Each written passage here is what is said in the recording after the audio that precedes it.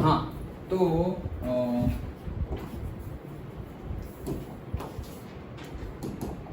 हमने first page देख लिया था, फर्स्ट पेज नहीं, फर्स्ट पॉइंट देख लिया था। We have started the rise of nationalism in Europe. Okay, so वो जो फेडरिक सोरियो ने जो प्रिंट बनाई थी, जो पिक्चर बनाया था, वो क्या कह रही है, क्या डिस्क्राइब कर रही है, कैसे वो एक्सप्लेन है सब कुछ, वो हमने क्वेश्चन देखा। That is the first important question of the chapter. Okay, चलो आगे बढ़ते हैं।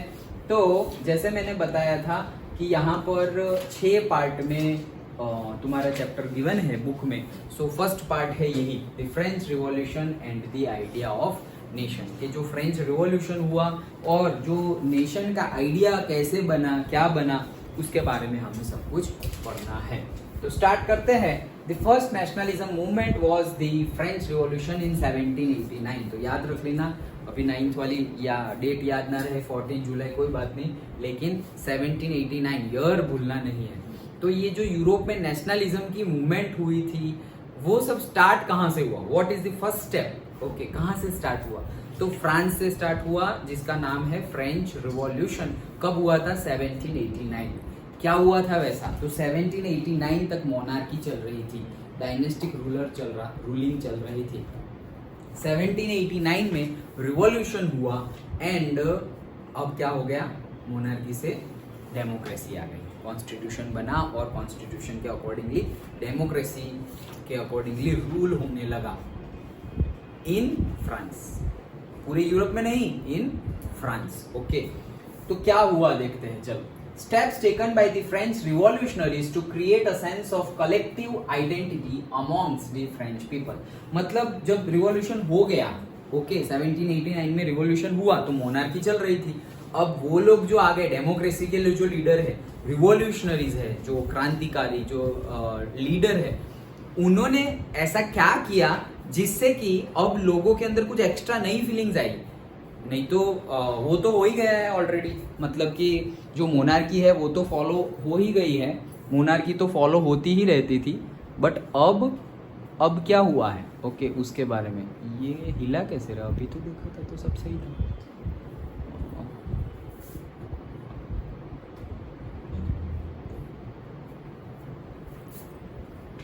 डन, ओके, हाँ। सो मोनार्की तो चल रही थी, तो अब 1789 में डेमोक्रेसी आई, तो ऐसा तो क्या हुआ, उन्होंने क्या किया रिवॉल्यूशनरीज ने, लीडर्स ने, कि लोगों के अंदर बहुत ऐसी नेशनलिज्म की फीलिंग्स आने लगी, बढ़ने लगी, ग्रो करने लगी बहुत ज्यादा। क्या हुआ ऐसा, तो देखते हैं, चलो। स्टेप्स टेकन, क्या हुआ, कौन से स्टेप्स लिए गए? फर्स्ट, ये भी इन लेंदी क्वेश्चन में 5 मार्क में पूछा जा सकता है, क्या स्टेप्स लिए गए थे फ्रेंच रिवॉल्यूशन के बाद। Okay, so the ideas of la patrie or say the fatherland and say les citoyens the citizen, ये इसका मीनिंग है, बुक में भी ऐसा ही गिवन है। Okay, so emphasize the notion of a united community enjoying equal rights under a constitution।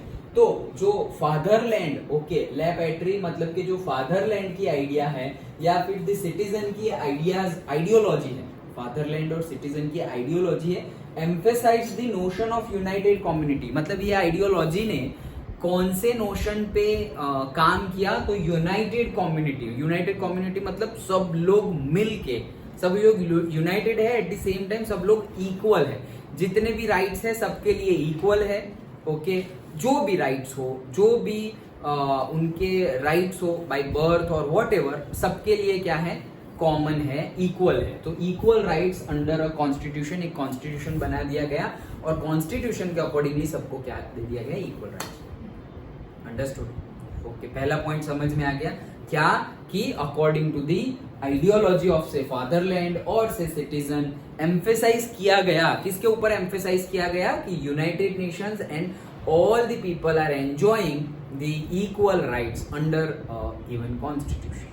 Okay, second point, a new French flag which is a tricolor flag was chosen to replace the former royal standard। तो पहले का जो royal standard, राजाओं का जो flag होता था, उसको हटा के, जैसे हमारे ट्राई कलर है वैसे ही उनके ट्राई कलर फ्लैग चूज किया गया फ्रांस का। ओके, हमारे ट्राई कलर हॉरिजॉन्टल है, उनका ट्राई कलर ऐसे वर्टिकली है। ओके तो वैसा चूज किया गया, मतलब नया फ्लैग। तो लोगों के अंदर क्या, अच्छा अच्छा चेंज हुआ है, अब ये अपना फ्लैग है, लाइक दैट। ओके तो वो नया फ्लैग चूज किया गया, वो जो पहले का रॉयल स्टैंडर्ड जो किंग लोगों का फ्लैग था उसको हटा दिया गया। Next, the estate general which was elected by the people was renamed to the national assembly. जो एस्टेट जनरल था उसको रीनेम किया गया, क्या, नेशनल असेंबली। और ये क्या है, ये दिस इज पर्टिकुलर से पार्टी, जैसे हम नहीं बोलते कि पार्टी है, particular party in the sense political party. Okay so political party is that political party will run the government, like that. तो नेशनल जो एस्टेट जनरल है, एस्टेट जनरल को कौन चूज करेगा, मतलब से तुम एक बता दो, जैसे गवर्नर है, चीफ मिनिस्टर है, और से prime minister, president, particular. Okay cabinet ministry, तो कैबिनेट मिनिस्ट्री है हमारी, तो कैबिनेट मिनिस्ट्री में सपोज 50, अरे यार अब देखते हैं कब होगा। हाँ तो कैबिनेट मिनिस्ट्री में क्या है कि सपोज 50 हमारे लीडर्स है, 50 लीडर्स आर देयर। तो जैसे 50 लीडर्स है उनको कौन चूज करता है, हम चूज करते हैं। How, by voting. ओके तो वोटिंग से उनको चूज करते हैं। वैसे ही यहाँ पर नई मतलब एस्टेट जनरल जो है, मतलब दैट इज पर्टिकुलर कैबिनेट, वो भी डेमोक्रेसी से, मतलब पीपल वोट करके चुनते हैं उसको, और उनको मतलब नया नाम दिया गया, क्या, national assembly. Okay and according to that, and according to that जो नया नाम दिया गया तो उसमें कॉन्स्टिट्यूशन है, तो कॉन्स्टिट्यूशन के अकॉर्डिंगली सबको, मतलब जैसे हमारे कैसा है कि कॉन्स्टिट्यूशन के सामने सबको इक्वल है, फिर रूल सबके लिए सेम है, भले ही चाहे वो प्राइम मिनिस्टर हो, प्रेसिडेंट हो, चीफ मिनिस्टर हो, या नॉर्मल ह्यूमन बीइंग हो, नॉर्मल सिटीजन हो, वैसा ही है हमारे वहाँ पर भी। हाँ थोड़े बहुत सिक्योरिटी रीजंस की वजह से उनको थोड़े हायर लेवल के ट्रीटमेंट्स मिलते हैं। ओके वो जहाँ जहाँ मिलने चाहिए वहाँ मिलने चाहिए, कहीं अगर एक्स्ट्रा ही मिल रहा है so that is not good. Okay वहाँ पे इक्वल ट्रीटमेंट होना ही चाहिए, नहीं तो लोगों के माइंड में, लोगों के हार्ट में फिर थोड़ा बहुत तो कॉन्फ्लिक्ट चलने लगेगा, और कॉन्फ्लिक्ट चलने लगेगा हमने देखा है। ओके श्रीलंका में क्या हुआ था, सो लाइक दैट, वहाँ पे कैसे लोग लड़ने लगे थे। ओके कि हमारी कम्युनिटी, दे आर फीलिंग से आइसोलेटेड फीलिंग उनको आ जाती थी। Okay so like that feeling आने लगे, सो इसीलिए इक्वालिटी होनी चाहिए।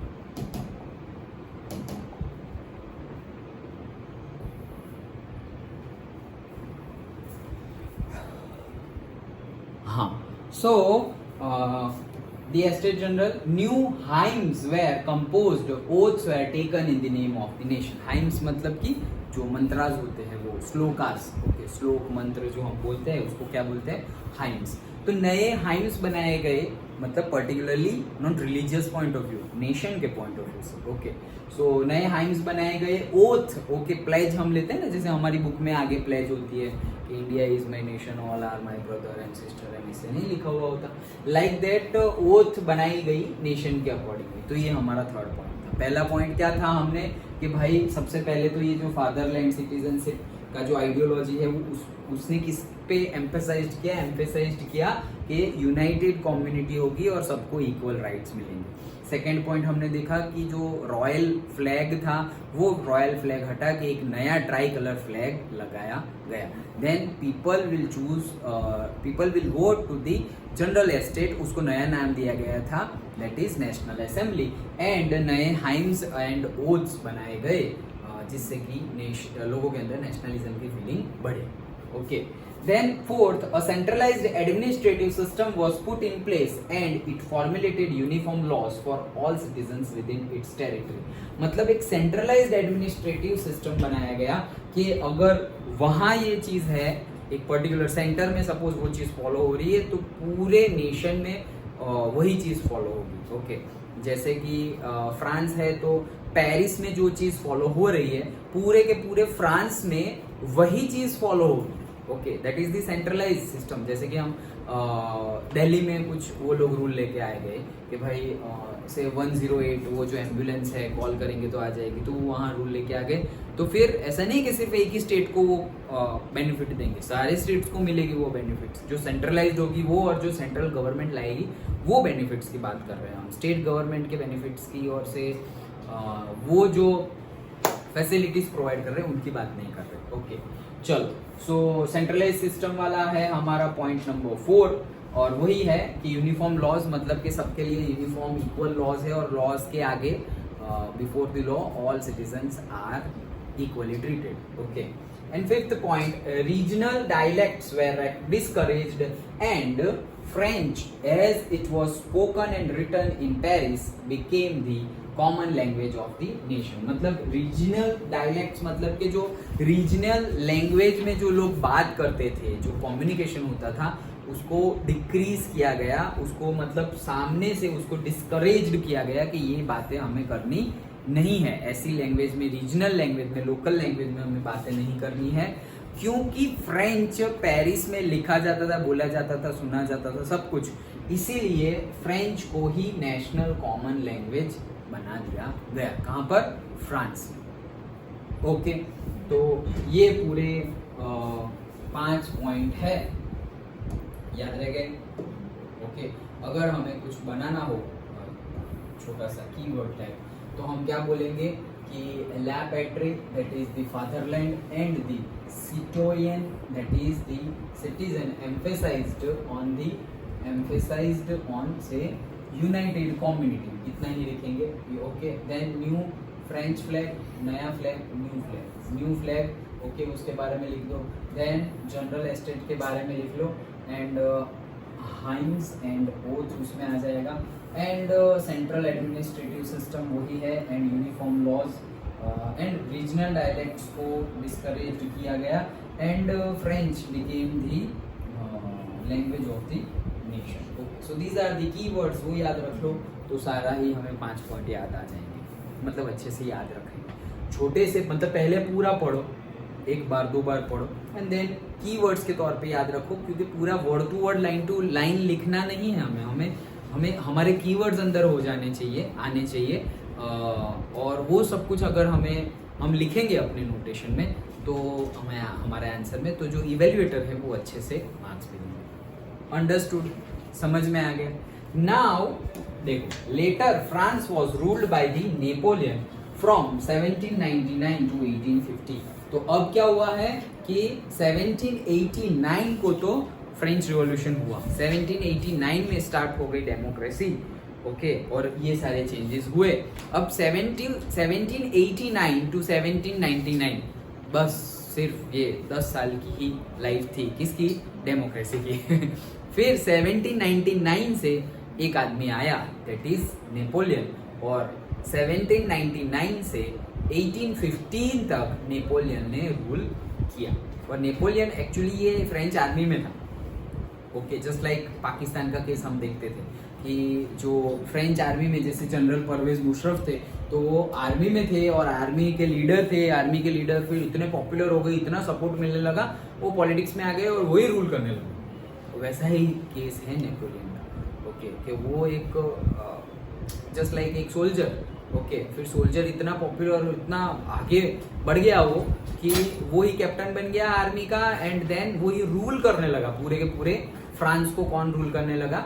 Napoleon. So it is monarchy, हम बोल सकते हैं कि 1789 तक मोनार्की चली, 1789 टू 99 तक डेमोक्रेसी चली, एंड 99 टू 15 वापस चली मोनार्की। और वो मोनार्क कौन था?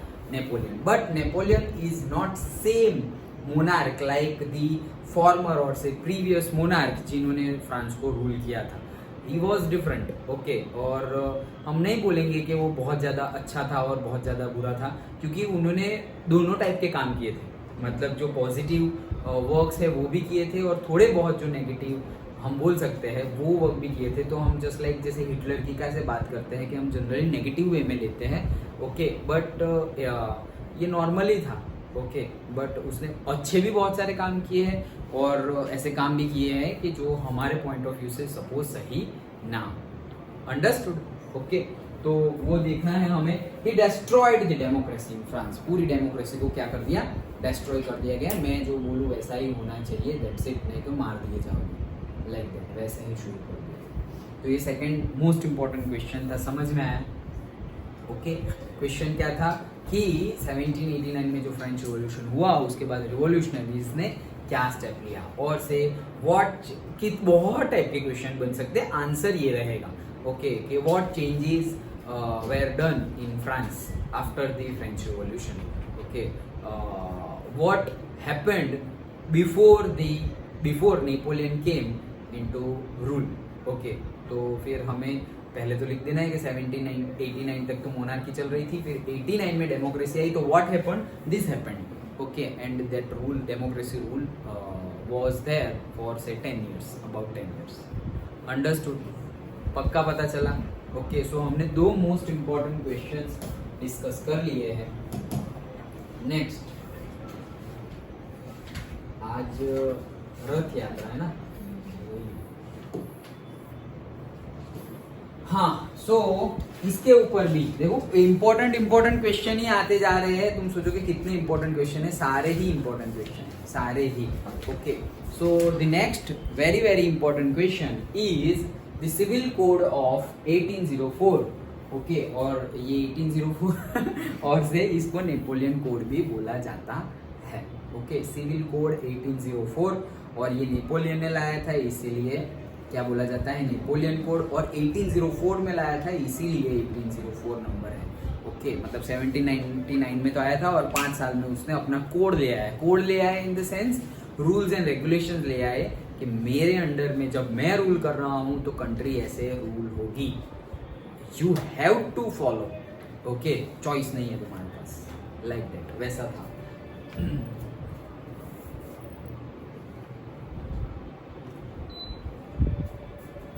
चलो सो पहला पॉइंट क्या है, it denied the privileges based on the birth, okay, ये अच्छा पॉइंट है, ओके, ये अच्छा पॉइंट है। क्या, जो based on the birth privileges मिल रहे थे, मतलब कि बड़े घराने में पैदा हुए तो राजकुमारी बन जाओगे तुम, राजा के घर पैदा हुए तो नहीं, गलत, ओके, कोई स्पेशल ट्रीटमेंट मिलेगी नहीं।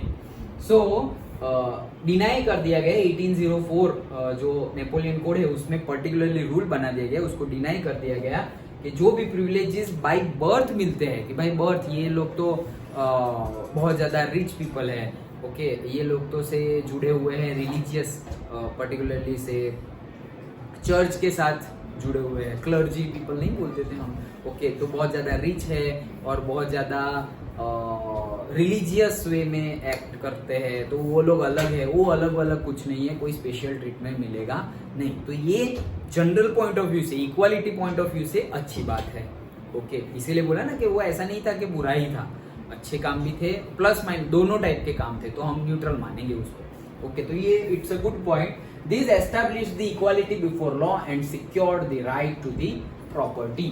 तो क्या हुआ, based on the privileges by the birth से जो प्रिविलेज मिल रहे हैं उसने वो डिनाई कर दिए, तो इससे क्या हुआ कि सबके लिए लॉ और रूल इक्वल हो गया, और property secured the right to property, मतलब प्रॉपर्टी में राइट मिला लोगों को, ओके, क्यों, क्योंकि पहले क्या होता था कि अगर किंग की इतनी प्रॉपर्टी है उसके घर, फिर उसका बाद वो प्रॉपर्टी किसकी हो जाएगी, उसके बेटे की, फिर उसके बाद उसके बेटे की, मतलब एक ही डायनेस्टी चलती रहेगी, एक हायरार्की ही चलती रह जाएगी, ओके।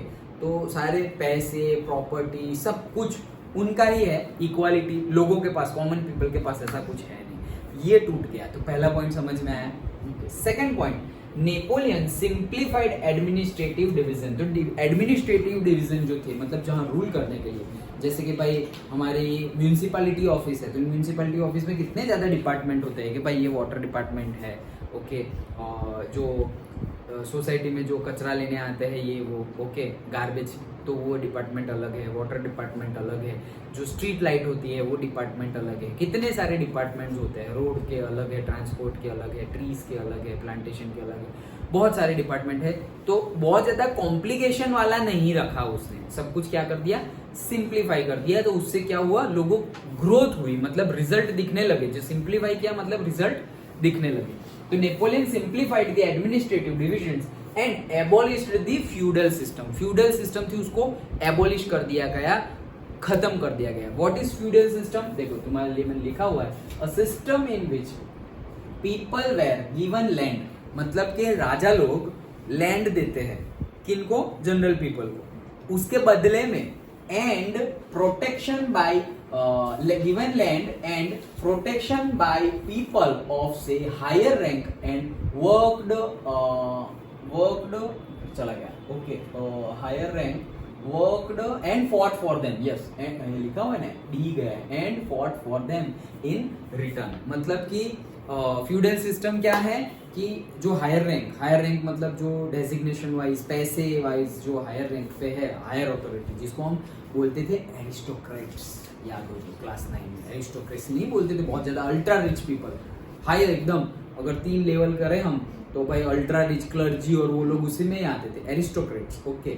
फिर हम बीच में नॉर्मल मिडिल क्लास होते थे, और फिर बहुत ही ज़्यादा मतलब जो वेंडर और वो लोग होते हैं, एजुकेशन में जो होते हैं वो हमने पार्टीशन किए थे ना, वैसे ही। तो यहाँ पर जो है फ्यूडल सिस्टम, तो वो फ्यूडल सिस्टम को उसने एबोलिश कर दिया गया। फ्यूडल सिस्टम में ये तो तुम्हें इतना लिख के खत्म कर देना है कि फ्यूडल सिस्टम को उसने एबोलिश कर दिया गया, लेकिन है क्या वो मैं तुम्हें समझा रहा हूँ कि फ्यूडल सिस्टम इज व्हाट, कि कोई एक किंग है, उसके पास बहुत ज्यादा लैंड है, तो अब उसने वो लैंड सपोज पर्टिकुलरली एक गांव को दे दी, एक गांव में 100 लोग हैं, वो 100 लोगों को वो पर्टिकुलर लैंड दे दी, और क्या बोला कि ये लैंड अब तुम्हारी, तो फ्री में तो कुछ होंगे नहीं, तो लैंड तुम्हारी, लेकिन उस पे जो इसके रिटर्न में तुम्हें क्या करना है, तुम्हें हमारे वहां पे घर पे काम करना है, जैसे कि हमारे घर पे मेड्स होते हैं, ओके, तो मेड जो है वो पर्टिकुलरली वो लोग हैं, तो मेड और वो सब, वो कोई भी टाइप का काम हो, कोई भी टाइप का काम हो, वो काम उनके पास करवाना है। एंड अगर किंग को लड़ना है किसी के साथ, तो उनकी आर्मी वार्मी कुछ अगर है नहीं, तो फोर्सफुली ये गांव में से सपोज तुम सबको हमारी तरफ से लड़ना है, अगर कभी वॉर हो गई तो, लाइक दैट, तो वन टाइप ऑफ एग्रीमेंट जैसा हो गया। So that is the feudal system. उनको प्रॉपर्टी तो दी, लेकिन प्रॉपर्टी के रिटर्न में उनसे क्या ले लिया, उनको लड़ना पड़ेगा, fought for them whenever is required. और दूसरा कि उन लोग के लिए लड़ना तो है ही, लेकिन उनके लिए काम भी करना है, प्रोवाइडिंग सर्विस। प्रोवाइडिंग सर्विस मतलब होल डे उनके लिए ही सर्विस करनी है। और यहाँ पे और एक चीटिंग है, वो अभी हम नेक्स्ट पॉइंट में पढ़ेंगे, लेकिन इतना समझ में आ गया फ्यूडल सिस्टम क्या है। सो एक रिटर्न है कि जमीन दे दी, और जमीन के रिटर्न में क्या है, फाइटिंग करनी है उनके बिहाफ में, और से सर्विस प्रोवाइड करनी है। व्हाट सर्विस, याद रखो ना, लैंड दी और लैंड के सामने अगेंस्ट में हमें क्या करना है, सर्विस प्रोवाइड करनी है, ओके।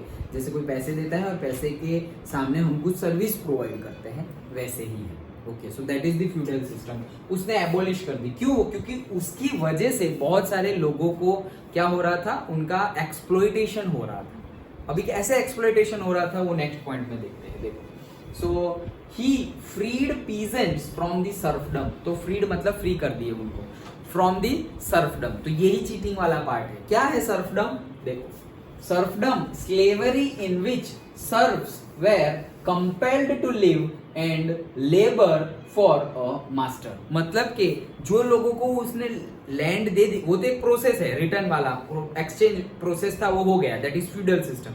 लैंड दी, उसके अगेंस्ट में उनको काम करना है, और कभी जरूरत पड़े तो लड़ना भी है, वो हो गया, कॉन्ट्रैक्ट एग्रीमेंट हो गया, बात खत्म। अब क्या कि वो जो लोग काम कर रहे हैं उनको स्लेवर ही करवा रहे हैं, मतलब सपोज दिन के 8 घंटे काम करो, नहीं 8 घंटे काम नहीं करने हैं, तुम 10 घंटे काम करो, ओके, लाइक दैट। फिर ज्यादा काम करवाया, स्लेवरी, गुलामी, ओके, तो ज्यादा काम करवाया, और से उनको जो लैंड दी है, वो लैंड में वो लोग जो फार्मिंग करेंगे, वो फार्मिंग से जो भी इनकम आएगी वो इनकम पे भी टैक्स लेंगे। ऐसा नहीं कि वो इनकम पूरी उनकी हो गई, फार्मर्स की हो गई, वैसा नहीं। तो देखो, पहले तो लैंड ली, लेकिन लैंड का वो लोग क्या करेंगे, किसी के पास लैंड है तो क्या करेंगे, कुछ प्रॉपर्टी बनाएंगे, रेंट पे दे देंगे, या खुद रहेंगे, या तो फार्मिंग करेंगे, यही सब कर सकते हैं लैंड पे। खाली लैंड रखा तो उसका कोई फायदा नहीं, तो उन्होंने खाली लैंड थी अपने पास, दे तो दी, लेकिन बोला कि वहां से जो भी पैसे आएंगे, इनकम आएंगे, ऐसा नहीं टैक्स मतलब छोटा पार्ट, ऐसा समझो टैक्स के नाम पर बड़ा पोर्शन वो लोग ले लेते थे, सपोज 70% वो लोग ले लेते थे और 30% उनको रखते थे, उनको दे देते थे। अब सोचो, जमीन उनकी जमीन है, क्योंकि उसके रिस्पेक्ट में, उनके बिहाफ में और से उनके अगेंस्ट में उन लोग लड़ने भी वाले हैं और पूरा दिन काम भी कर रहे हैं। वो तो हो गया कॉन्ट्रैक्ट, काम तो करना ही है। एट द सेम टाइम उनकी जमीन पे वो लोग काम कर रहे हैं, तो उसपे से जो प्रॉफिट हो रहा है उन पे उसका हक नहीं है, और से बहुत कम हक है, और ज्यादातर पार्ट किसका हो जा रहा है, इन लोगों का, जिसने लैंड दी है, ओनर ने। उनको लैंड लॉर्ड्स भी बोलते हैं, लैंड लॉर्ड्स। ओके, तो वो लैंड लॉर्ड्स वो जो फॉलो करते हैं उसी को बोलते हैं सर्फडम, जिसको हिंदी में बोला जाता है बंधुआ मजदूरी। मतलब मजदूरी से उनको बांध दिया है, स्लेवरी, मजदूरी से बांध दिया है। मतलब कंपलसरी करनी है, तुम्हारी चॉइस ही नहीं है तुम्हारे पास कि तुम कल से नहीं आओगे, ऐसा बोल ही नहीं सकते। मार मार के करवाएंगे या फिर टॉर्चर करेंगे, फैमिली वालों को ले जाएंगे, ऐसा सब। ओके, और होते थे, मर्डर भी होते थे। ओके, रियलिटी में बता रहा हूँ, ऐसे मस्ती के लिए, मर्डर भी होते थे। जो बोले वो करना पड़ेगा, नहीं तो उठा के ले जाएंगे, किडनैपिंग कर लेंगे, मर्डर कर देंगे, लाइफ डेथ, और होते भी थे। तो फिर लोग करते थे मजबूरी में। ओके, तो ये सारे पॉइंट थे। तो फ्यूडल सिस्टम और सर्फडम दोनों को मिक्स मत करना, दोनों समझ में आ गए।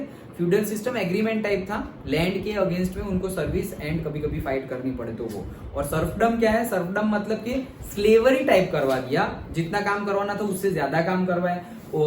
सपोज टैक्स के नाम पे बहुत ज्यादा पैसे उन्होंने ले लिए, जो पैसे एक्चुअली सारे के सारे उनके हैं, क्योंकि लैंड उनकी है, तो उनसे जो आएगा वो भी उनका है। लेकिन बोल क्या रहे, लैंड हमने दिए। अरे हमने दिए, वो तो पहले बोल दिया ना कि दे दिया ना तुम्हें उसके रिटर्न में, लेकिन हमारी लैंड है ऐसा बोल के वापस बंधुआ मजदूरी करवा रहे हैं। So that is serfdom. तो वो भी बंद करवा दिया गया। ही फ्रीड पीजेंट्स, मतलब peasants in the sense farmer.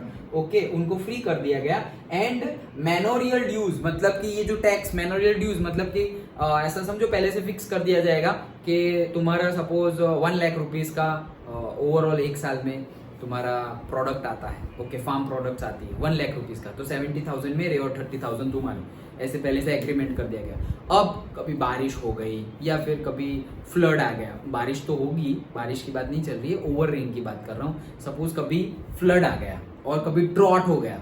Okay, वो सिचुएशंस में सारे क्रॉप्स क्या हो जाएंगे, लेंचो जैसा हाल हो जाएगा। ओके, तो अब फिर भी उनको 70% तो देना ही है।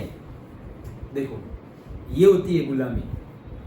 भले ही तुम्हारा 1 लाख रुपीज जो डिसाइड हुआ था उतना रेवेन्यू नहीं हुआ, फिर भी तुम्हें 70,000 तो देने ही है, क्योंकि लैंड तो तुम्हारे पास ही है। लॉजिक तो देंगे वापस वो, क्योंकि लैंड है ना तुम्हारे पास, मैं नहीं जानू भाई, मैंने तुम्हें दे दी, अब बारिश हो ना हो मुझे पैसे चाहिए, लाइक दैट। ओके, तो 70,000 रुपीज देने हैं, मतलब देने हैं, दुगना लगान देना पड़ेगा, लाइक दैट। ओके, कोई मतलब ऐसे एक्सक्यूजेस चलेंगे नहीं, अर्थक्वेक आ जाए जो हो। तो अब क्या होगा, लोग धीरे धीरे करके, स्टार्टिंग में सपोज फर्स्ट ईयर तो सपोज कुछ नहीं हुआ, तो ऐसा थोड़ी है 5 साल में एक बार 2 बार तो कभी ना कभी तो ऐसा होगा ना कि रेन कम होगी, या कभी 10 साल में एक बार या 15 साल में एक बार ड्रॉट हो जाएगा, बहुत ही कम रेन होगी।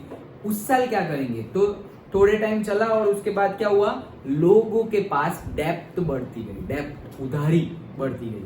मतलब 70,000 देने हैं, अभी नेक्स्ट ईयर तुम 70,000 दोगे तो बोलेंगे ये तो पिछले साल के थे, इस साल के लाओ।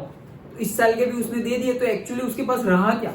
सोचो, एक साल कुछ नहीं हुआ, 70,000 उसको देने हैं, दूसरे साल हुआ 1 लाख का, तो अब 70,000 तो देने हैं, तो वो बोलेगा 70,000 दिए, बोले ये तो लास्ट ईयर के, दिस ईयर के, तो दिस ईयर के उसके पास जो 30,000 है वो भी उसने दे दिए, अभी भी 40,000 पेंडिंग है।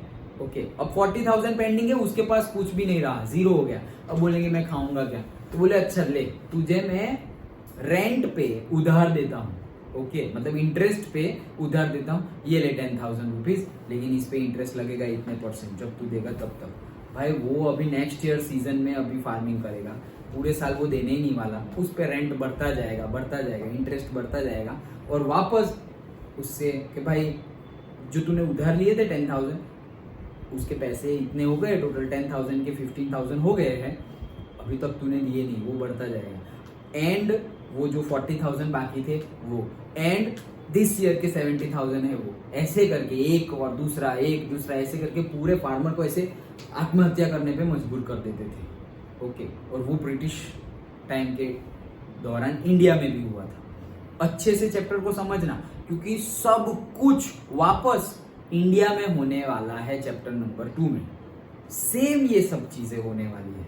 जो हम चैप्टर 1 में पढ़ रहे हैं वही, लिखना मत ऐसे सब कुछ सेम ओके, लेकिन सेम यही सारी जो एक्टिविटीज है, जो मूवमेंट है, यही सारी चीजें इंडिया में भी होने वाली है ओके, और वही सब चीजें होने वाली है ओके। तो आइडियोलॉजी जो स्क्रिप्ट है वो स्क्रिप्ट सेम रहने वाली है। नेपोलियन की जगह कोई और आ जाएगा, किसी की जगह कुछ और होगा, छोटी वॉर की जगह कोई बड़ी वॉर होगी, फ्रांस की जगह सपोज आंध्र प्रदेश होगा, कुछ ना कुछ होगा, लेकिन same ideology follow, same process और से क्रॉनिकल एक्टिविटीज फॉलो होगी ओके। चलो, तो समझ में आ गया, सर्फडम भी समझ में आ गया अच्छे से ओके। ये समझ में आया इसलिए था, नहीं तो तुम्हें तो सिर्फ सेंटेंस लिख देना है ओके। एंड मैनोरियल ड्यूज, तो ये सारे जो इकट्ठा होते गए इसको बोलते हैं manorial dues okay. In towns guild restrictions were removed. So what are they? Guild restrictions imposed on the association in terms of trade or manufacturing. मतलब कि गिल्ड रिस्ट्रिक्शन मतलब क्या, तुम कोई भी टाइप का बिजनेस करोगे तो बिजनेस जैसे ही करोगे तो रिस्ट्रिक्शन लगा देंगे कि भाई तुम इन लोगों के साथ ट्रेड नहीं कर सकते, तुम इन लोगों के साथ ट्रेड नहीं कर सकते।